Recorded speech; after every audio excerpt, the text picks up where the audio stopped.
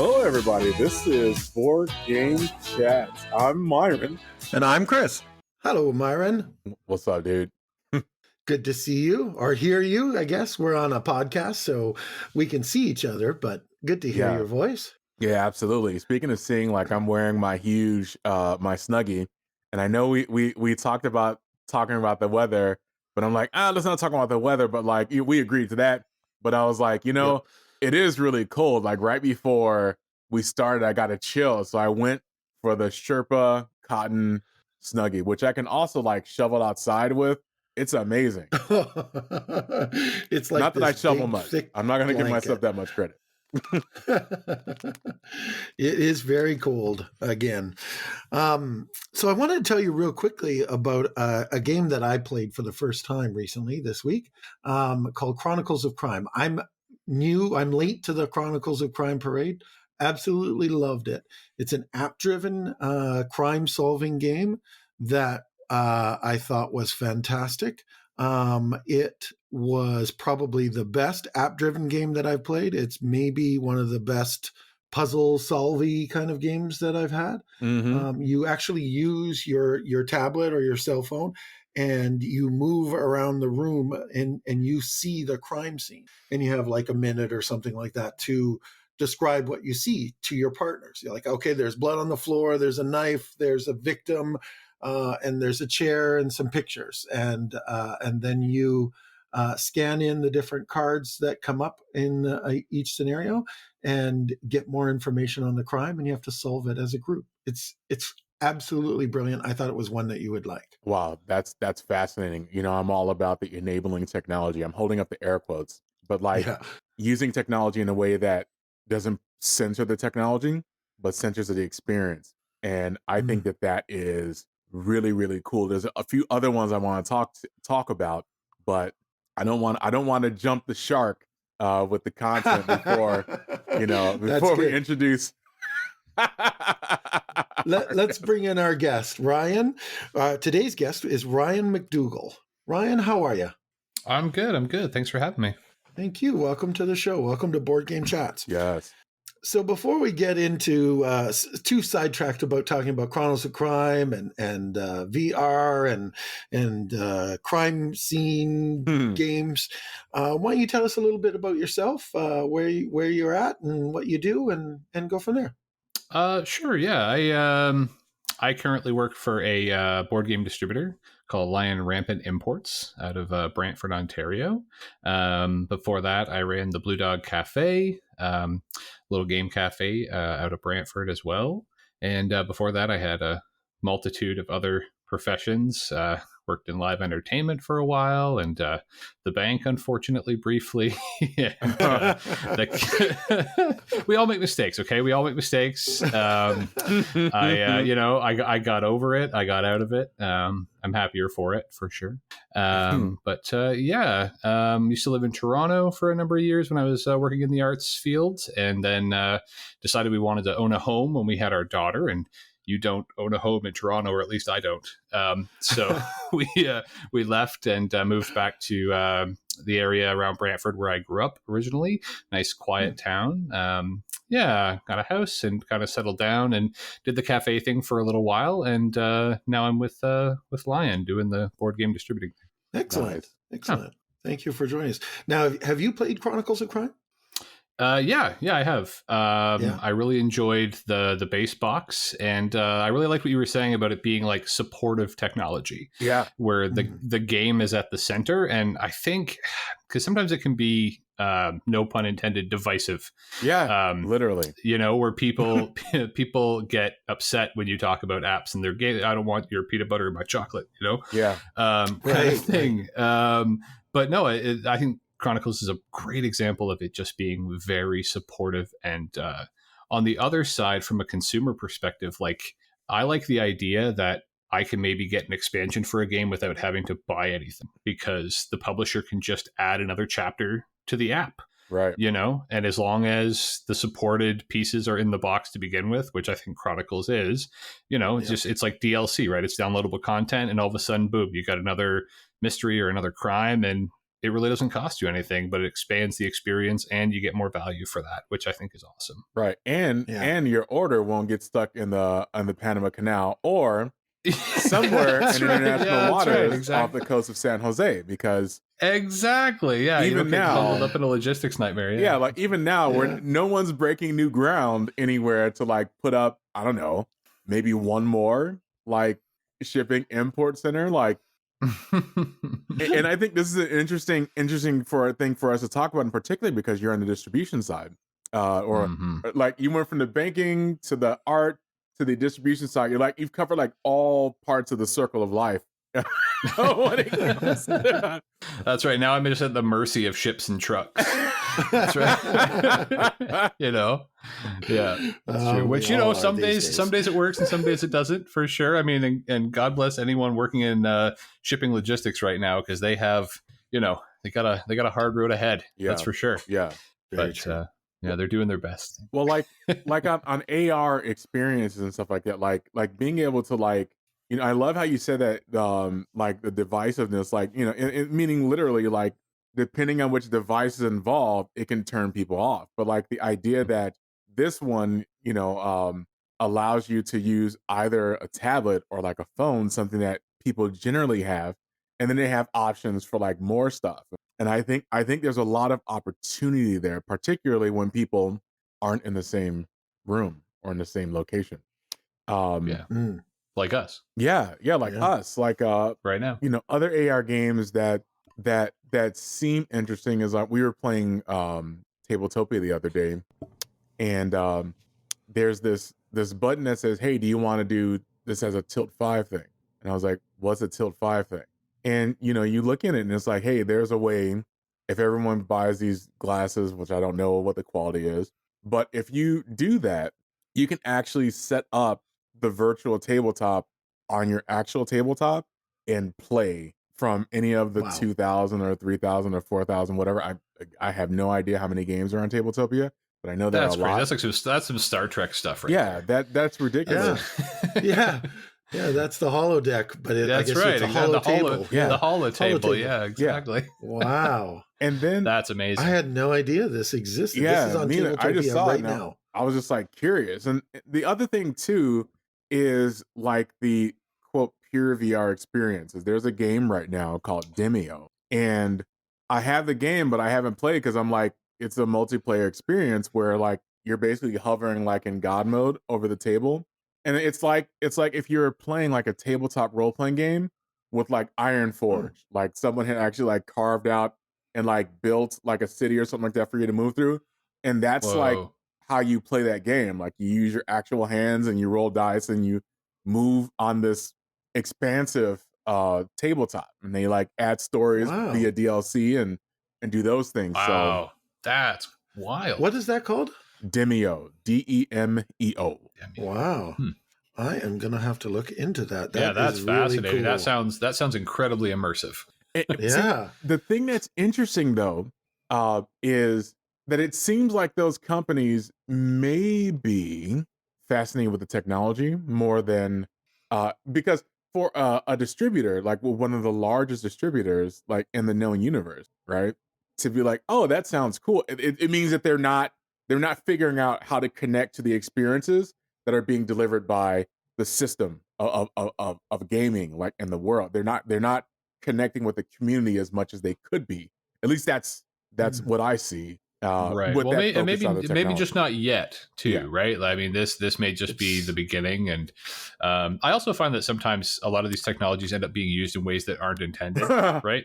At first, right? Yes. Like all of a sudden, you're going to get some hardcore gamer that really loves the tech, but also knows gaming and knows the tactical experience or tactile experience, and blends the two beautifully. You never know, right? It's especially with open source stuff too, which can sometimes lead to more creativity. Yeah, I'm banking on Games Workshop. They've been leaning in really hard because of other problems with their stuff, but they've been leaning really hard into digital, almost like their lives depend on it. Almost. Yeah. Wow. Yeah. Well, it's there is one other side too that I have found with the do you want an app support some people feel that needing a device can be something that is actually exclusionary, right? Because not everyone has access to technology. But on the other side of that, there's a lot of accessibility hurdles that can be conquered with this tech, right? I mean, if people have vision problems, a lot of the stuff, the text can be read to you, right? And so also like language barriers can be broken through by instant translation, depending on what it is you're doing, right? So like a lot of these things that might limit someone from actually enjoying a game can be helped through the implementation of these apps. Yeah, absolutely. You know, Yeah. Enabling technology. It's just the idea that we can all sit down in different parts of the world and play the same game, and it's a virtual tabletop game. It's it's not something that we're looking at on our screen. We're literally standing over our tables in our living rooms or game rooms and playing the same game together in real time. That is exciting beyond belief. And I mean, I didn't know this existed, and it wasn't that long ago we were talking about 3D printing sort of being the next wave of gaming. It's like instead of go and buy your miniature for your thing, you'll get a file sent to you for $9.99, and you print it out in your game room and start playing. But that wasn't that long ago, and this is the next level, and it's here already. Wow! right. Very exciting. very cool. Very exciting. Well, we want to talk to you, Ryan, about you and hear more about you. You said you work for Lion Rampant. That is a board game distributor. So why don't you tell us, why don't we go back to the beginning? How did you get started into gaming? Sure. Yeah.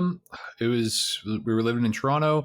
My brother-in-law was always into gaming in general. I'd say he leaned more into the RPG side of things, a lot of D&D. And so I kind of always knew that he was into that. I knew about it a little bit, but it was just one of those things on the peripheral, right? It's like, that people do, but you're like, I don't know anything about it. So, and then when we started living in the same city as him, he would have us over. And I think I got thinking about this when you asked the question originally about the very first board game that wasn't like Monopoly or whatever that I actually ever played. And I feel like it was one of two. It was either Diplomacy or Munchkin. And it might have actually been both on the same day. Very possibly. There you go. Obviously wildly different experiences. But what it did do though was just blow my brain open in terms of understanding that this world even existed, this whole other realm of gaming experience that is, because I played a little bit of video games. It wasn't a big thing in my house growing up, actually, though. Like I wasn't even really a big console kid, really. Okay. But I loved what little gaming I had access to. And then all of a sudden, we tried this, and then I think we played Talisman as well around the same time, which was just like, it was so ridiculous, right? Like I think in my first game, I turned into a frog or something. And it was just, I loved it. I loved how weird it was and just this whole other way of engaging with people, because I'm a very social person and, but I don't like a lot of the normal social stuff, if that makes sense. Whereas, so this was like a really cool conduit to just hanging out and spending time with people. And then all of a sudden being able to explore all these other weird worlds, right? In the fantasy worlds. Yeah. It was, yeah. So I got to hand it to my brother-in-law. He really he got me hooked for sure. So your brother-in-law, right? Your brother-in-law is the person that scouted you out, because there's always like, okay, all right, what's this person's potential? Like the conversation happens. It may not be like as like deliberate, but like, especially when you see someone who's like, this person might be a gamer. This person might be an addition to the community. So like, first of all, like, do you think that your brother-in-law had that conversation? And like, do you have that conversation, like, or that process of bringing people into gaming? I think at the time it had a lot to do with the fact that like he was new to the city and we were already there, so it was like we were the social group that we had each other, right? And so it was like, look, I already have this interest. We're the people we're going to be spending time with anyway. Why don't we just give this a shot, And I don't know if there was any inkling that it was going to take off the way it did. Probably not. because then we also ended up getting into D&D campaigns with him and all other RPG stuff. Like it just snowballed to the point where it was like the thing we did after that, basically. Nice. But funnily enough, though, outside of that little core group in the city, little did we know that a lot of the other people that we knew kind of tangentially through work and things, they were all also gaming, but we didn't talk to them about it for some reason. Like it just never gets, I don't think it was necessarily like that we were like ashamed of our like nerd leanings or anything. It was just like, it didn't come up. And so when we left the city to come back home where we grew up and, bought a house and whatever, we started to kind of reach out to people, that we missed. And, hey, you want to come down, hang out in the country for a little bit and we'll have a weekend. And, we might play a little whatever. I think actually the very first time we ever invited people down was to play some D&D. Mm-hmm. And they were like, oh, yeah, that sounds great. I actually have another campaign going. And we were like, what? Huh. What are you talking about? They're like, oh, yeah, we've been playing RPGs for like a decade. I was like, what? Like we could have been doing all of this together. Like, why didn't we talk about it? But it was beautiful because it became a way for us to like reform those bonds with those people that, otherwise we may have never seen again, So we started having game nights like every Saturday. Not every Saturday, but like a Saturday a month or so, maybe two. And all of a sudden we were getting like 15 to 20 people down from the city, like Toronto and Hamilton and surrounding area. And yeah, we just discovered this whole community that of people we already knew that had this shared passion that we didn't know we all shared. It was really cool. That's awesome. That's great. Exciting. I mean, it's also kind of sad too, because you could have had so many more years together gaming. I know, right? But honestly, though, I mean, we were all, working in. We wouldn't have had as much time as we do now. Like, have a little more control over our lives and schedules, and So one of the things that this is the time where I always at around this point in the conversation say, isn't it fascinating that no matter who we talk to, no matter where they're from, no matter what they do, whether it's directly involved in the board game industry or not, and through any number of roles, it almost always comes back down to the community that's built around board games and sitting with each other and having that time and in some cases telling an interactive story together, or in other cases working together to surmount something that no one can surmount alone. There's just something about, I don't know, like the movement, being with people in the board gaming community, playing. There's just something that just feels like a really strong way of building communities. Yeah, and kind of because the realm of gaming is so diverse, there's something for everybody. And I mean that in terms of theme. I mean that in terms of type of game, weight of game. Is it a strategy, a dexterity, a party? There is, in every possible way, there is something for everyone. And you can get into it as much or as little as you want. I also have found that for certain people that may, have a bit of social anxiety, they want to be around people, but they find it difficult, that these types of events are a way of breaking those barriers down. Because, you're not, you get to avoid that thing that usually puts people off, which is the like forced small talk of sitting at a table with someone else with nothing to do, right? Whereas like you throw some cardboard and plastic on the table and it's like, oh, well, that's our focus. And then the conversation becomes easy because you've got this conduit for conversation that, obviously usually ends up becoming a lot more personal eventually, right? First you start talking about the game and the rules and, oh, I'm going to do this or this, or that's interesting. And then that makes them think of something and that leads to another. And by the end of it, they're having a full, real personal conversation, and almost by accident, because of this kind of magical thing, right? It's that's the magic circle, right? Perfectly. The magic circle that describes it perfectly, sort of what happens and how it happens. That brings up an interesting question. Maybe the three of us can just sort of brainstorm a little bit. So when you're looking at someone and you're thinking, oh, this person might be somebody who would be interested in games or might benefit from gaming or joining our game group, what do we see in someone that goes, yeah, that guy's or person is gonna be into gaming? What do you see that is a person's tell, or is there a tell? I don't know. I mean, I have found personally that I have to be very cautious. Yeah. Because well, I can be overzealous. I'll be honest. I mean, I can. That's just me. That's my personality. Is I can get too excited about something and forget that not everyone loves what I love. And the easiest way to put somebody off of something is to oversell it. You know what I mean? Right. So unless it, I mean, there's the obvious tells where someone literally just goes, "Hey, what's up with this?"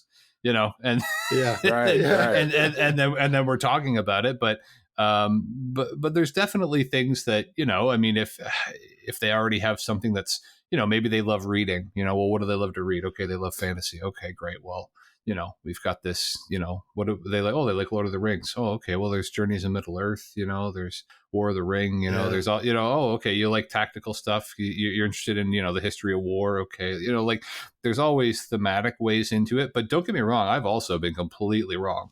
Right. I have been completely wrong where I've thought, oh yeah, this person's going to be all in, and I throw something at the table that just they bounce right off it, and that's another reason why I try to be as cautious as possible too, because I mean nothing will destroy someone's love of gaming worse than a bad first experience. Yeah. And that can Very happen. true. Sometimes because we are surrounded with people that love what we love, we forget that it's still a very insular community. You know what I mean? Right. Yeah. Yeah.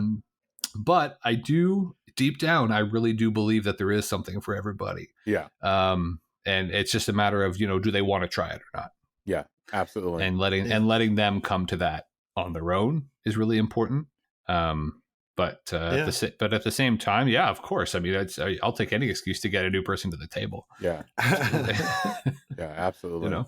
I like the sort of TV movie talk, like, oh, we've been watching, you know, this show or that show, or did you hear that Prime's doing a reboot that's going to have the new Lord of the Rings TV show, or something like that? And oh, you're interested in that? Oh, well, actually, we play this board game. Yeah. that is very similar or a similar theme. Or have you like that movie? Oh, okay, we have a game that's kind of like that we play. And at this point, there's almost nothing that you can't tie back, right? Yeah, there isn't. Right. There really isn't. You know, it's the size of your collection, I guess, basically, and the range of games that you collect and themes that you collect. In terms of like physical tells, I think someone who wears their fandom, whatever that fandom is, kind of on their sleeve a little bit, you know, whether it's on a shirt or a baseball cap, or talks about, you know, they went to this convention or whatever. That to me is a, well, I guess it's not a red flag. It's a green flag. It's a, hey, look at me. This person might be interested in board games. Come get me. That's right. Yeah. Right. If I see someone wearing a shirt that says shiny, I'm probably going to pitch them the Firefly. Yeah, game, exactly. Right? Yeah. Yeah. I think mine is a combination of what both of y'all said. Like there's the thematic stuff, right? Like, do they like dungeons? Do they like dragons? Okay, all right. Then I'm going to talk with them about Dungeons and Dragons. I'm going to weave it into the conversation and see if they're game. The other thing I will look for is I'll look for if they play video games, or if they play the types of games that require someone to have like a lot of attention for a long time. So if I have a friend that like all they want to do is watch sports and it's all verbs, like action verbs, then they probably won't be able to sit down to learn. Okay, and by the way, I'm neurodivergent as hell, and it's very difficult for me to sit down and learn new rules. And so if I think that someone is not interested in learning rules, or they're not comfortable, like it may feel weird for them to sit for 4 hours with a group of people and do one activity. There's a lot of people who've never done that before. And so it's figuring out what kinds of experiences they like the most. So if they play, for example, if they've met all the other criteria, but they only play Super Mario, I'm like, okay, all right. So they're probably good for like 20 minutes. Then I'm going to throw something on the table like Lunacy. Right. And we're going to just make sure no one gets a concussion again, right?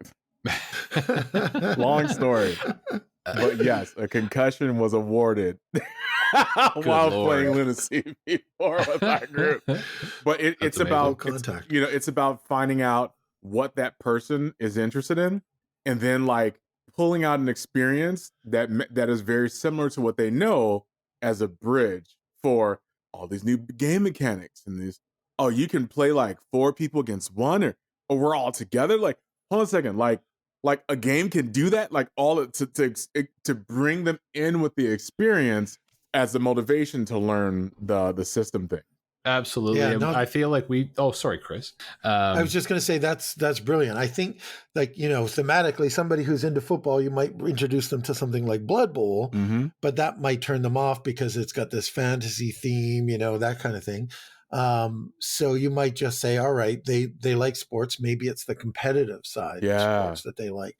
And you're looking for something that's ultra competitive. It's a card game or it's an abstract game with no theme, but that's what ties them in. I like the sort of 2 different strains of what you're looking for to bring new people into the hobby. That's great. Yeah. Like Wits and Wages, for example, like a friend of ours, all their family, like we used to actually go to trivia nights and drink and compete. And so, and they love sports. So Wits and Wagers and gambling is always fun. Wits and Wagers, like casino edition with chips. And we couldn't stop playing that. Like even the parents, like multiple generations were throwing chips on the table. And yeah. Oh yeah. And the beauty of that particular one I find is that works even if you're not good at trivia. Yes. Right? Yeah. Like that particular game, honestly, it's the way that I usually pitch it to people in general is like, this is a trivia game for people that aren't good at trivia. Because you're not betting on your knowledge, you're betting on who you think has the best knowledge, right? Yes. And the questions are so ridiculous that no one knows the answer. Like how much did the first laptop weigh? No one knows that. Right. Exactly. But maybe it was 3.21 pounds. Maybe it was, right? And maybe I'm closest, right? I do find though, I have found in general when it comes to introducing to people and new people and trying to feel them out, I take for granted very much, and I feel like we all do, because of the amount of games we've played and the amount of rules that we have learned and retained or not, that we really undervalue our ability or underestimate our ability to understand rule sets. And how playing for years allows you to catch on to things much quicker than people who don't game when it comes to understanding mechanics and rules and creating little mental bridges in our mind. Like, oh, okay, the set collection from this is like this other game that I played. So that's already in your brain. You don't have to explain to me what set collection is. You can say this game has set collection. I know what that is. Whereas like if I had never played a set collection game, not only do you have to tell me that it's in it, you also have to explain to me what set collection is. Yeah. Right. Or deck building or worker placement or all these words that just for us, they're like, they're just natural vocabulary words. They don't mean anything to other people. Right. Yeah. So just understanding that not to take that stuff for granted when it's like, oh no, this game's super simple. It'll only, there's only a handful of rules. Well, that handful of rules is probably 5 more rules than most of them are used to. Yeah. You know, which is funny to me when you think of something like Monopoly, which is a game that like most people, like you throw a rock and you're going to hit somebody that knows how to play Monopoly. Right. That rule set is not intuitive at all. No. Which is why everyone has their own rules for playing it. It is, right? That's true. That's probably true. Absolutely. But like you try to explain like a simple card game like Coloretto, right? Yeah. To someone who has played Monopoly and they're like, that's too complicated. I'm like, it's like 3 rules. Not, it's not. It's 3 rules. No, I understand. But I it's agree just with you completely. Yeah, it's interesting. I also think too that we learn games like Monopoly and Risk and Trouble when we're younger. Yeah, and we're sponges. Yeah, I don't remember learning any of those games. I don't remember the process for learning it or who taught it to me or any of that. What I remember more is finding out later, oh, we played that wrong, or we had that rule completely wrong, or you know what, my mom liked to play it like this, so we always played it like this. And I just assumed that was the rules until someone told me otherwise. And it could have been shorter if we were playing the right way. Yeah, that was always the frustrating part. I was like, oh, if we played by the rules, it would have only been half the time. Yeah. And just a note, like I actually grabbed the marker of that clip of being like, you find out you were playing it wrong the whole time. But like we laugh because that's an experience everyone has, and that's why I think that's one of the reasons it always comes to community, because we're laughing because we're like, we've done that too, and we didn't care. No. Right? We didn't care because we had fun, and we're sitting with people we enjoy and living. Like when you sit with someone, no matter whether it's you're sitting in different countries or you're sitting at the same table, when you sit with someone for 4 hours, you get to know them. Like you get to know each other. Like literally everyone at the table, if you watch very closely, starts to move in the same direction together. It's very fascinating when that happens. But yeah. Yeah, we I think the last kind of epically long game I played, it was well before the first lockdown, but we played a game of TI4, Twilight Imperium 4. And and I think it was a 5-player game possibly, and our group, I'm not to brag, but we can knock a game of that out in like 4 or 5 hours. Wow. Like a 5-player game, because we are all just like, we don't waste time. We also, none of us are like, I don't know if this is a derogatory term, but we're not tryhards. You know what I mean? We just want to, like, I'm not going to sit there and try to math out my best move. I'm like, I think this is going to work. Great. Let's do it. You know what I mean? And then I inevitably lose half my fleet, but I don't care. Right. It's about playing it and doing the politicking and the negotiation. But yeah, you finish a game like that at the end of like the 4 or the 5 hours. And like, even no matter how well you knew those people before you sat down, you definitely feel like you know them better. You also discover people's aptitudes, like their specific aptitudes, right? When you're spending that much time, you're like, oh, okay, this person is very good at spatial puzzles, or this person is really good at mathing things out, or this person is really good at negotiation. You get to know people's strengths too, right? Which is really Yeah, this person's really good at trash talking, or this person's really good at the mental game. Like that's my wife. That is her forte. For sure. Oh yeah. That's awesome. Well, so you were the owner of the Blue Dog Cafe in Brantford. Yep. Can you tell us about that? What that experience was? I unfortunately never got to go. I'm sad about that. I want to hear about what I missed. Yeah, I don't know. We decided, I guess it was just over 2 years ago now, that we really, we were tabletop enthusiasts and also coffee enthusiasts, and we thought the idea of having a board game cafe was really interesting, and we were kind of getting to a point in our lives where we sort of had to like take a shot or not, and we looked at the idea of kind of starting from the ground up, like getting a new space and building it out, and that whole thing. And there was a number of factors that made that prohibitive. So instead we started looking for existing businesses that maybe we could buy and sort of, ease into the game cafe feel. Right. And that's when the Blue Dog came in. And they were selling. They'd been open for about a decade, 10 or 11 years at that point. Nice, beautiful little small community coffee shop built into a restored Victorian house. Beautiful. And was it called the Blue Dog at that point? Or it was always the Blue Dog. Okay, yep. You kept the name. Yeah, okay. Yeah. Well, part of us taking it over from the original owners was that we were going to keep everything basically the same, and that was always the intention. Was that we were going to, same menu, same staff. It's just we were going to put in some board game shelves, get some bigger tables, maybe bring in some craft beer. But more or less keep it the way it was. Extend the hours, open it in the evening. Right. But we wanted to keep the feel, because the feel was great. It was cozy. It was comfortable. It was welcoming, And so that was in May of 2019. And we kind of jumped in with both feet and took it over. I had never done food service before, so there was a pretty steep learning curve for me. Luckily for us, the amazing staff all stayed on, which was so incredible. Oh my goodness, they were so amazing and generous with me and patient with me. Like God love our kitchen manager. She was so lovely and just like held my hand the whole time and helped me through it, which is great. And we started doing trivia nights, and we would do Friday gaming, and we brought in, we set up our Kalexes, brought in a lot of it that time, which was like our own personal collection, and just put it on the shelves and kind of just to see how it would work. We had a small table fee to cover, damages or whatever. People spill a beer and got to replace it, a game. Right. Wow. So, but other than that, we just kind of threw everything at the wall to see what would stick. Right. And it was going pretty good. Our trivia nights in particular were really picking up. People love trivia. I gotta say, yes, people love trivia. It was so, oh my goodness, it was crazy. Like I remember the night we did, I think it was Simpsons trivia, And it was the only night I remember in the time that we owned it that we had to turn people away. We had so many people. Trivia. It was wild. It was absolutely wild for a trivia night. I think we were giving away like a T-shirt. I think that was the prize. Anyway, trivia and shots and it's the buckets best of beer.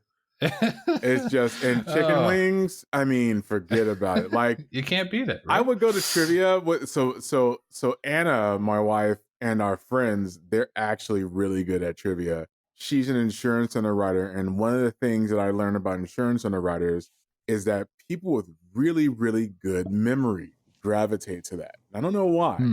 And so I'd be sitting at this table with like super competitive supercomputer analysts, actuarial computers, and they'd be like, Myron, are you coming to play trivia? And I would literally just go to hang out and have chicken wings and just be in the room for the ruckus.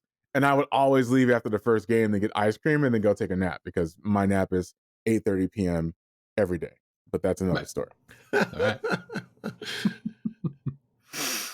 Yeah. No, it honestly, it was one of the most popular things. So anyway, that was good to build the community, because we were able to sort of use that as our gateway, to be like, hey, now that you're here, we have this, right? And the community itself was great. We would get a decent turnout on Friday game nights and things like that. Anyway, and then 2020 happened, basically like 6 months after we opened or took over. And so, yeah, I mean, I don't know. It is what it is. Basically, we ended up not being able to do any of the actual gaming. We were doing kind of takeout food only. And it got to a point where the only thing the business was at that point then was sort of just scraping by on food. Right. And we couldn't really see or know when the point was going to be, when that was going to come back. We tried to hang in there. But unfortunately, it got to a point where it was just untenable, and it was definitely became something that we hadn't intended. And so we thought, at that point, well, we'll see, kind of what we can do beyond that.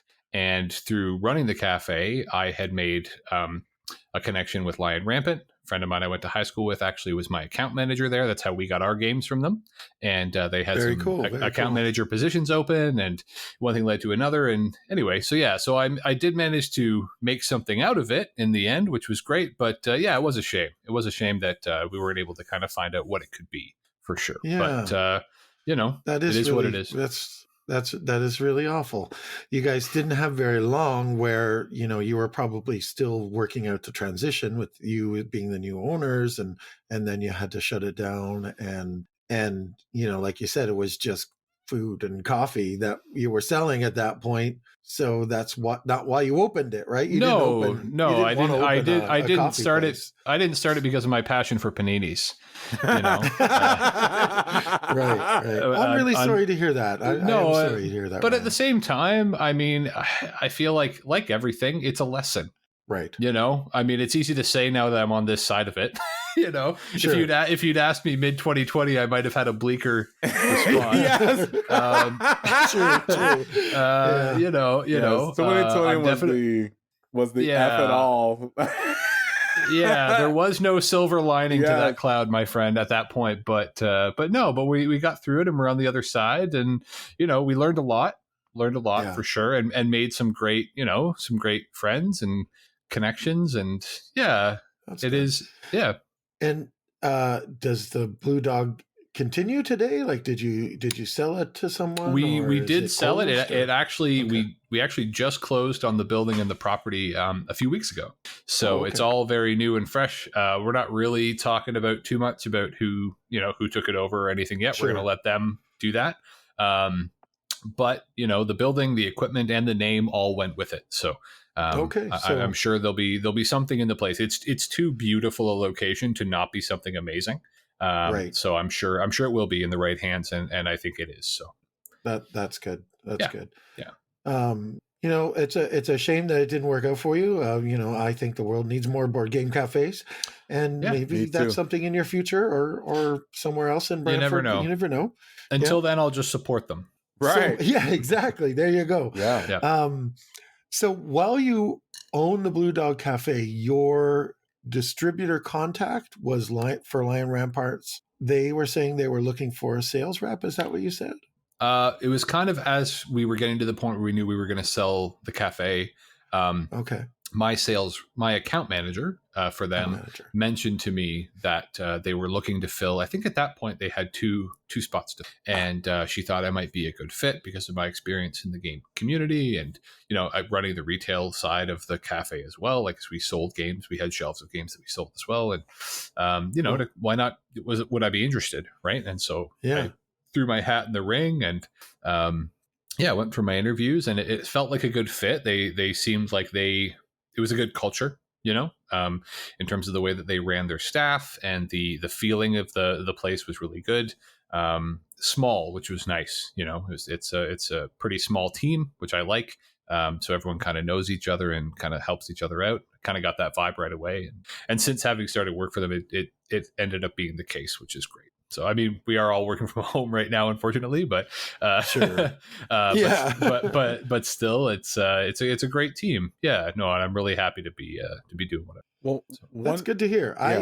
Sorry, go ahead, Mike. Yeah, I was going to say one of the things that I'm hearing is, Ryan, and I want to underscore this, that culture is like so important. So we talk about community all the time, but I think there's a culture associated with that. And if there's any entrepreneurs in the audience, understand that when Ryan told his story, while it seemed like it was a very quick part of the story when he took on the gaming cafe, I'm sorry, the board game cafe, but like being able to have all of the staff stay, that saved you a lot of pain, a lot of trouble, a lot of actual money.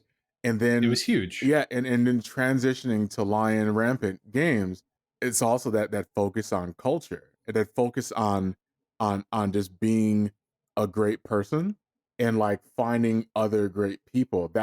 Those are some of the kinds of things that people, no matter what the circumstances, never find. And so like from a silver lining perspective, maybe if you are the culture that you're trying to create, or you are the type of person that can get along with people, those are the kinds of things that happen to you. You kind of create your own luck, and I'm putting air quotes again when it comes to luck. But there's a lot of work involved in doing that, particularly when you're going through a plague situation.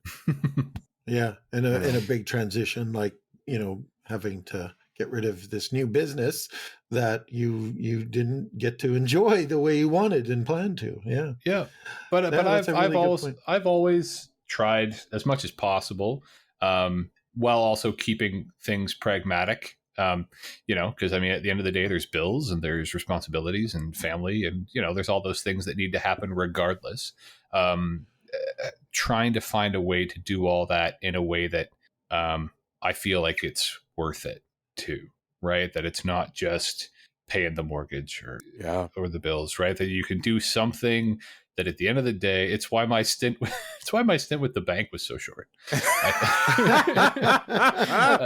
Again, not to just beat on that, but listeners can send hate mail. That's Ryan. That's right. Yeah, exactly. Ryan hates banks.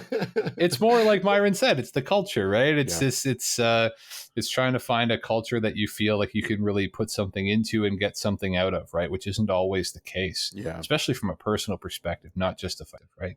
Absolutely. Really finding that thing that you can connect to. And I mean, luck in air quotes or not, it's still like, I feel very lucky to be surrounded by people, my family and my friends that, are also the type of people that'll take a chance on me. I mean, let's face it, I've bounced around, right? I mean, at any time someone could just be like, look, man, just get the job and stay, you know what I mean? Like just go to work and be happy with it and whatever. But they've all understood that that's, I gotta make something else, right? I gotta make something more out of it. And right. Yeah, not everyone has that support. So I feel very lucky to have that. Absolutely. And talking about the culture, I am just a tiny bit familiar with Lion Rampant. I met the previous owners and two wonderful people that I think created a really wonderful, amazing culture at Lion Rampant years ago, and they've been around for a really long time. I got to go to an event, a customer event that they had, and spend the day there at their warehouse. It was incredible. It was really like I was like a kid in a candy store with a million candies. It was floor to ceiling and really high ceilings, board games and aisles and aisles and aisles of board games. And I think I walked every inch of that warehouse probably 15 times, just looking at everything with my, chin on the floor. I was a kid in a candy store. I loved it. They had lunch. They brought in an ice cream truck. I mean, the owners were just so sweet. Rose and her husband were just so sweet. I understand now that they have sold the business and there's new owners. And I'm sure, though, that some of that culture, if not all of it, has stayed with the company. Is that Yeah, what no, your absolutely. experience has been? I unfortunately, I did not meet the previous owners. I did not have that pleasure. I think the last time I went to one of the open houses again would have been just like probably I managed to get to one before everything shut down. Right. But no, that culture is very much alive there. That's that family culture, that culture of we are here to support, our retailers. Right. We're here to help the stores do what they do best, right? Which is to support their communities and to be a part of their, to be a part of their customers' lives and to help them with their, their gaming journeys, as it were, right? There's very much a push for personal understanding of what everyone's needs are, right? It's not just, okay, you have X thing, you need to put it in, this store, it's what do they need? Right. What's going to help them? What do their customers want? Right. And it's a very much a thing of, they want us to understand our customer. It's not Right. just about pushing the thing. It's about what is the thing they need, right? Or don't need too, right? I mean, knowing what someone doesn't need is just as important, right? Yeah. And that's also something that's definitely been at the forefront of. And again, this is all on the account manager side. We have an incredible warehouse department and staff. Those guys just bust ass all day, every day, getting trucks out, like no matter what. Yep. Like they have been nonstop. Like we've all been at home, but they can't ship from home, right? So they're in there every day, right? Making it happen, getting it done. Our marketing department, our customer service department, everybody, and everyone supports it, which is awesome. So why don't you tell us tell us two things, actually. Why don't you tell us, we've been talking about Lion Rampant like everybody knows what a distributor is. Why don't you tell us what a distributor is and how it works? And then tell us how about your role at the company, how you fit in. Sure. So if you look at your shelf and you see that box on your shelf, your favorite board game, chances are at one point or another, it came through a distributor. So games are made at the publisher level.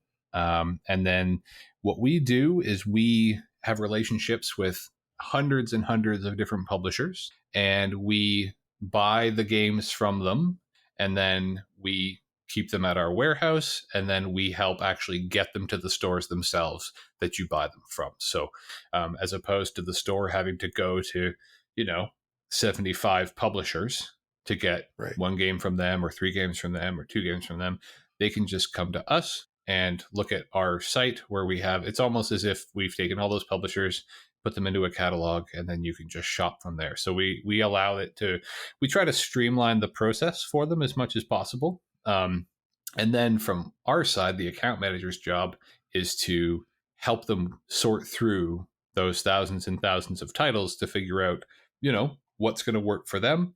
And at the end of the day, to make sure that the things that they need, they can get, as long as it's something that we carry, obviously, because not every distributor carries every title. Sure.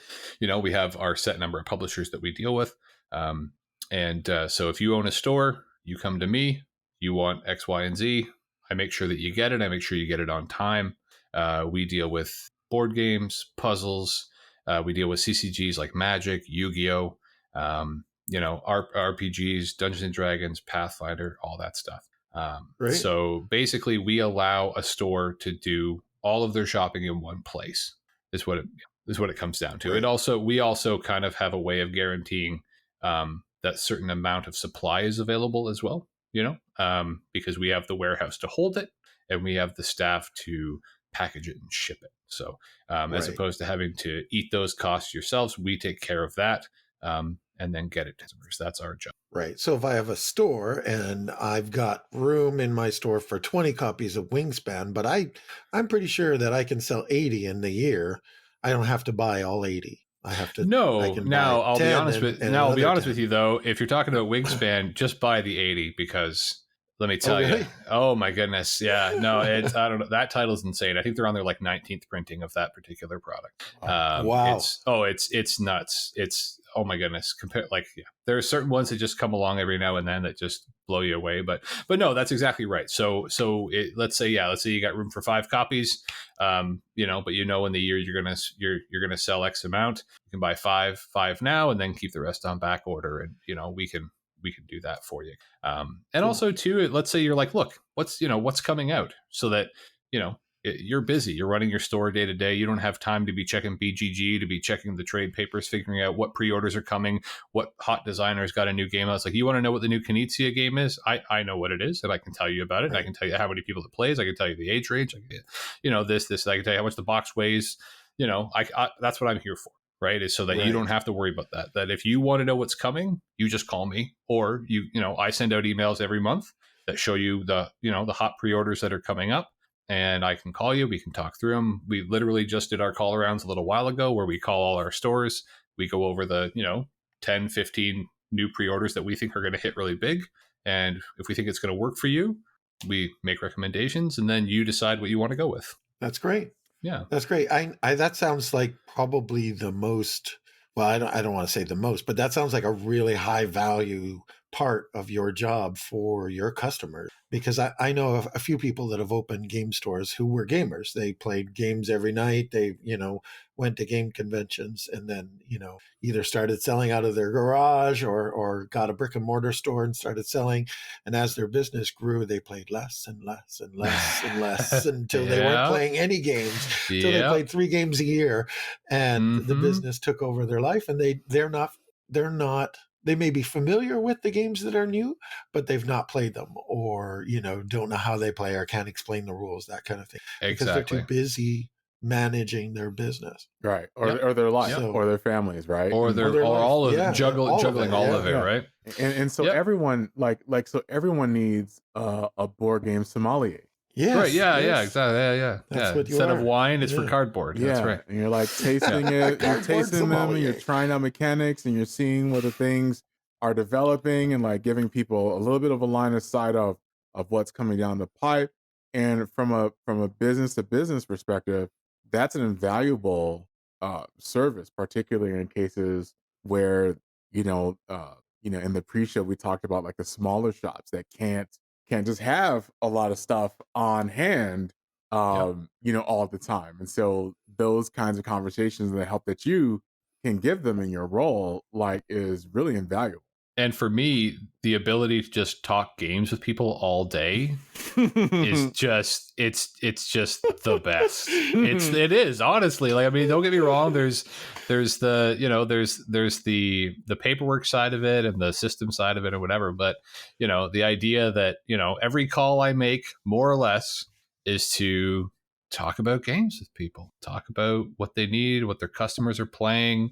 I got to talk with this guy the other day, actually, and he's got this incredible symbiotic relationship with his local game group, where we have this deal through our distributorship that if you buy a case of something, we can give you a demo copy of that game. And so oftentimes what I found as a cafe owner was that demo copy was invaluable, because I would get it not having to have paid for it, and I would play it myself. I'd play it with my staff.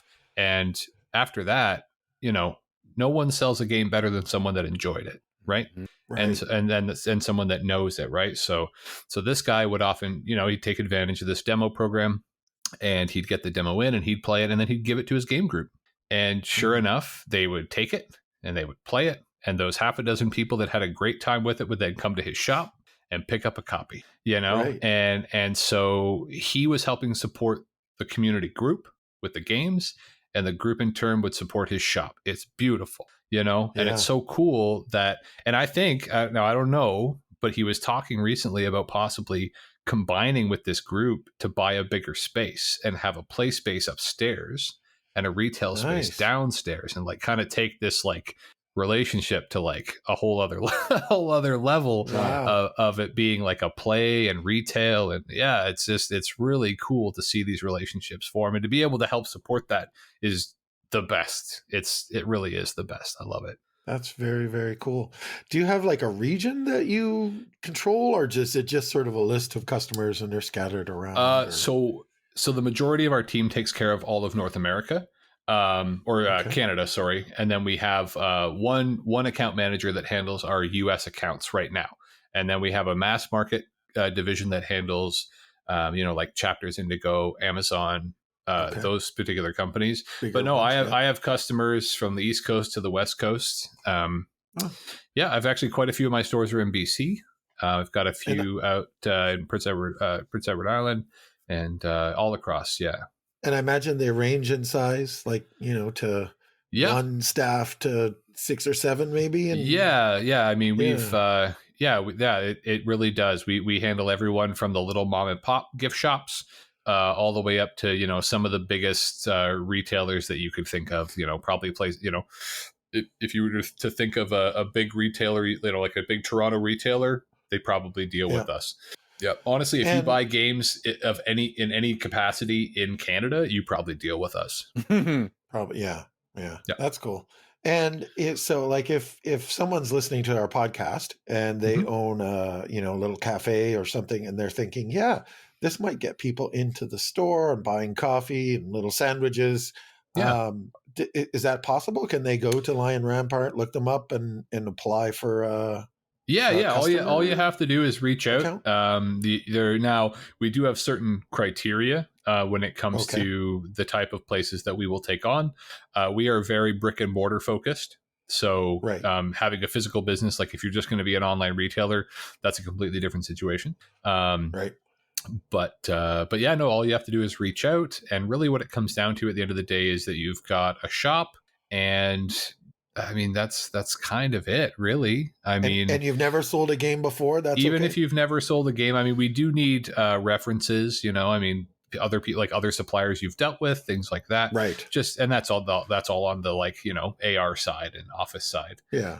But as long as all that gets sorted, then we're here to to help you start up. We've got lots of people that come to us for the first time, and they're like, "Look, I've got X amount of dollars. I don't know. Like, this is the community I have. What do you think?" Right. And we can put something together for you. That's actually like the most exciting, is to be able to kind of start with somebody from the ground up and help them build that up and find out what works and what doesn't. And, that's why we're here. That's fun. Yeah. That sounds good. So, as someone who is, starts as a gamer, opened a board game cafe, is now working in the distribution side. What's your collection like today? Like, what's your collection? Oh, it's like the I don't look on Ryan's face. It's unmanageable, actually, at this point. And I mean, I use it as an excuse, but I mean, the whole library from the cafe had to go somewhere, and over the 2 years, I mean, we built up the library, but also my own collection, So I don't know. I'd hate to put a number on it. It would be embarrassing, but I am actively trying to like cull things down, and really honestly, this sounds so stupid after the amount of stuff that I've bought and have collected, but like, it is my dream one day to have just like 100 games. Someday. Wow. If I could just like, if I could get my collection that smooth and sleek and like down to stuff that I would play all the time. Because at this point, it's just, and again, it's my own, it's a problem that I have where I just need to try everything, right? I gotta try everything. And that doesn't mean that everything hits at all, for sure. No, absolutely. And if sometimes that's the only way to try a game is to go out and buy it. Like I have been tempted and been led down the path by more than a few games. Just, I want to try that game. I want to try it, and no one I know has it, and no one I know I think is interested in it to buy it. And I could wait 10 years and no one will still own it. So I might as well just buy it now. Especially when you are the person that ends up being that person in your group, right? Which is definitely who I am. I mean, when we had those big game days of, 25 20 to 25 people, it was all just our collection. Right. Nobody even had to bring anything. There was enough here for it. But it is definitely going to be the point now. And the more I play, the more you play, the more you figure out what works for you and what doesn't. And the less time I find you have to spend with a game to make that decision. Right. Honestly, at this point now, 1 or 2 plays of something, and I can pretty much tell you whether I want it to stay in the collection or not. And so, which is good. It's good because it means that, even if I've made a rash decision, I don't have to live with it for long. I can, I can sell it off. And luckily the secondary market is pretty easy. And I'm never someone who's looking to suck a dollar out of it either. I'm just, if I can get it, if I can pass it on, I'd rather have it in the hands of someone who's going to play it. That's always been my thing. It's like, I'd rather, honestly, I'd rather just give it to someone if they're going to play it than have it sit on my shelf collecting dust. Cause that's ridiculous. It's not what they're for. Or worth putting it in the garbage and adding to. Exactly. Right. Yeah. Whereas so when we closed the cafe, we had so many titles that were doubles too. A lot of stuff was stuff that we bought for the cafe because we loved it. So all of a sudden we had 2. And so we actually created these bundles, and we gave a bunch to one of the local elementary schools. We've got a library in town here. We gave them a whole bunch of stuff. Just because I want it played. That's what this stuff is for, right? I'm not precious about it. I want people to play with it. That's what it's, what it's for. It's how it's used. It's what it's for. Yeah, exactly. I've never been really precious about my stuff. I've never sleeved anything. I don't know. People are probably going to be like,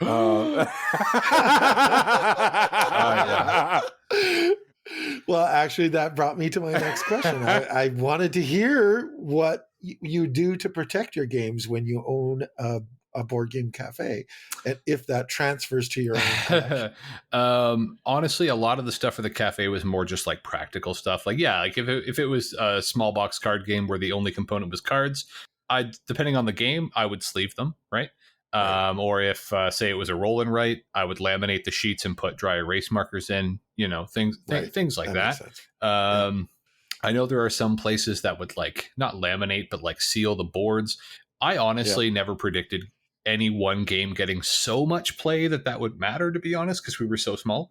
So I didn't honestly, I didn't take a lot of steps. And when it comes to my own collection, even less, honestly. I don't know. Again, I'm sure there's people that are just clutching their pearls right now, but I can't be bothered.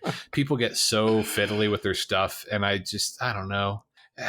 I'm one of those. I confess I am. I have almost every game sleeved, and I'm constantly struggling with I've got to sleeve this before we play it tomorrow, next Thursday. Can I get one more pack of sleeves in this dimension and that kind of thing? Yeah. Well, and I can't stand shuffling sleeved cards. It's just always been a thing. I don't know. I think I just can't figure it. My hands won't do it. I don't know. Maybe that's part of it too. Yeah. I've only sleeved one game, but I would say for me, I don't think I'm going to sleeve most of my games, but when there are games that I bought explicitly because they're beautiful, like Parks, or there's some card sets that I have that I use in my daytime job, I'll sleeve those. I'll sleeve the shit out of them because I'm going to be handing to people who are so focused on other things outside of the game experience that people are naturally not going to be focusing on your card surviving. That's this beautiful card that you got, but sleeving, it seems like sleeving apps and app combined games or whatever app supported games can be divisive, can be controversial. now it's true. It's true. And again, I may be taking for granted that our play group has always been very conscious, I guess. of being careful. You know what I mean? Like we don't have any Cheeto fingered, you know, crazy eating chicken wings while we play, you know, we've always been, I think maybe that's part of why I haven't had to worry about it either. Cause we've always just kind of played with people that got it, but I could absolutely understand that. Yeah. If you're playing with people that maybe, you know, like you say, are distracted or that wouldn't be foremost in their mind. Absolutely. For sure. Cause I mean, at the end of the day, it's also, it's something that's yours, right? It's your, Right. Yeah. I blame mine on an early game experience. Very early in my gaming, we were introducing a dear friend who I love dearly, to games, and he accidentally, you know, completely not his fault, it just happened, spilled orange juice and rum all over Downfall of Pompeii. Not on the cards, just the board and the tiles and the draw bag. And right into the volcano? No, the volcano was fine. I wish it was the volcano because that's at least plastic. Oh, no, it was all over the board, and the tiles were in the drink. And I was like, "Oh, there we go. I got to buy a new copy tomorrow. It's done." No, and I still have the copy today. It cleaned up really good. Oh, good. So, but it created in me this anxiety. Sure. That means I sleeve pretty much everything. Right. Now I must add the disclaimer.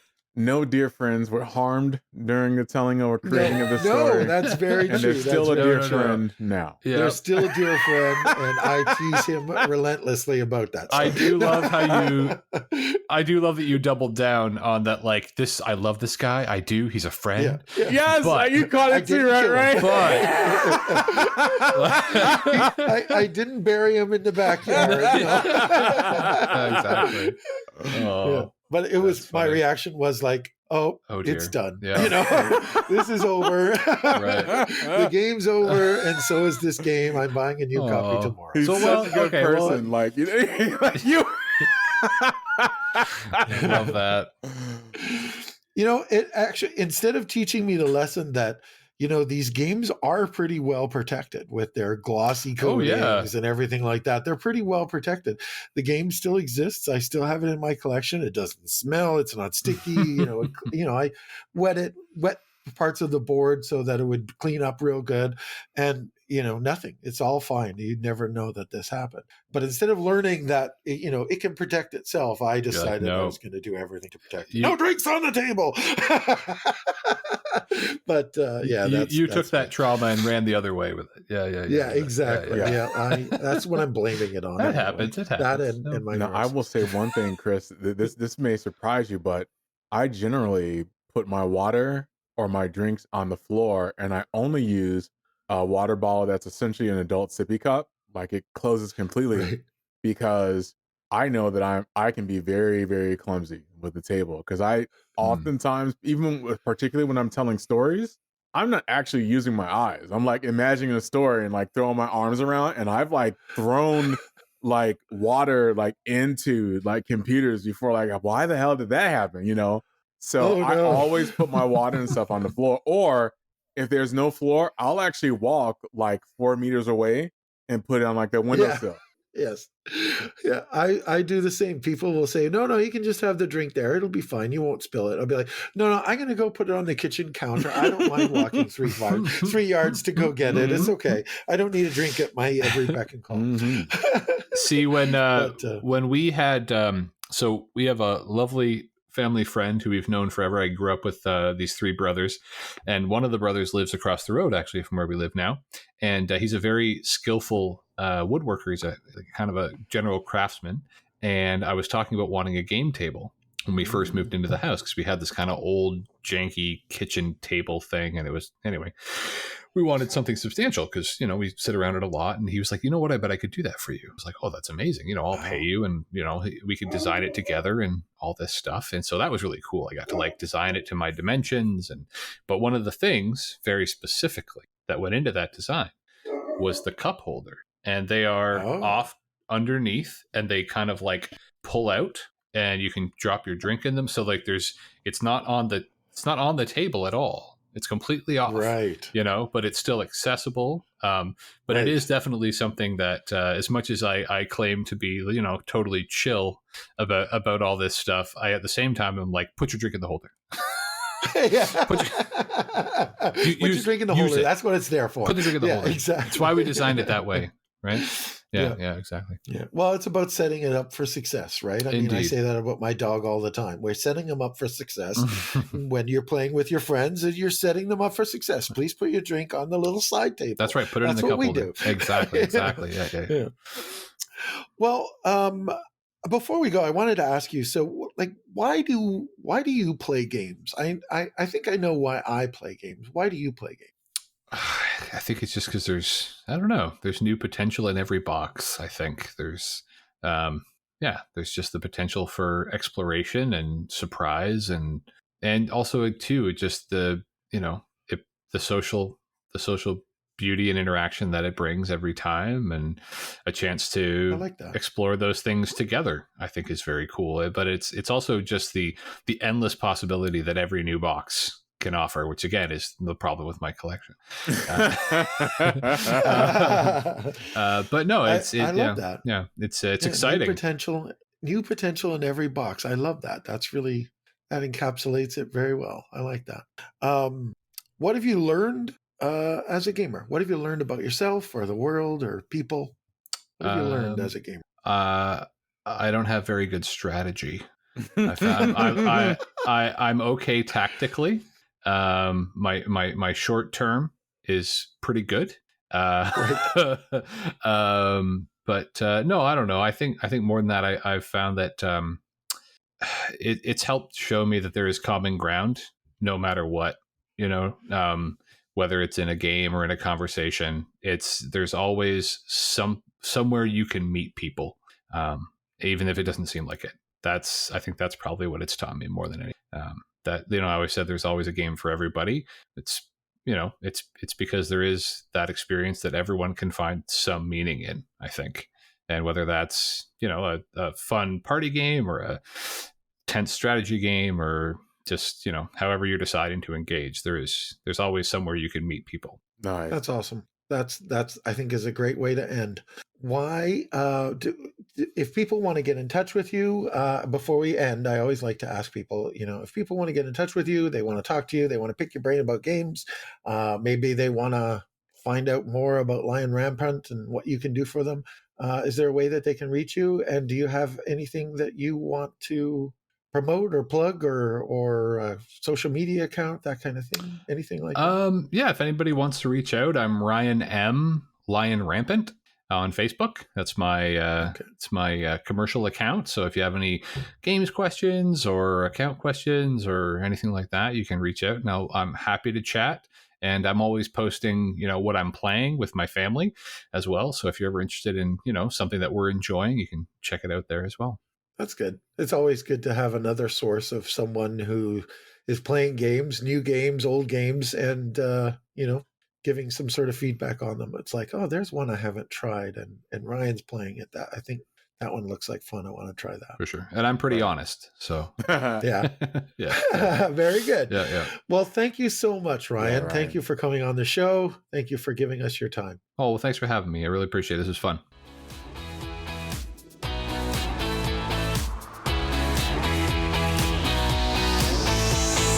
Thanks for listening to Board Game Chats with Chris and Myron. Be sure to subscribe to the podcast, check out their website at boardgamechats.com, or drop them an email at boardgamechats@gmail.com. You can also find Board Game Chats on Facebook, Instagram, and Twitter.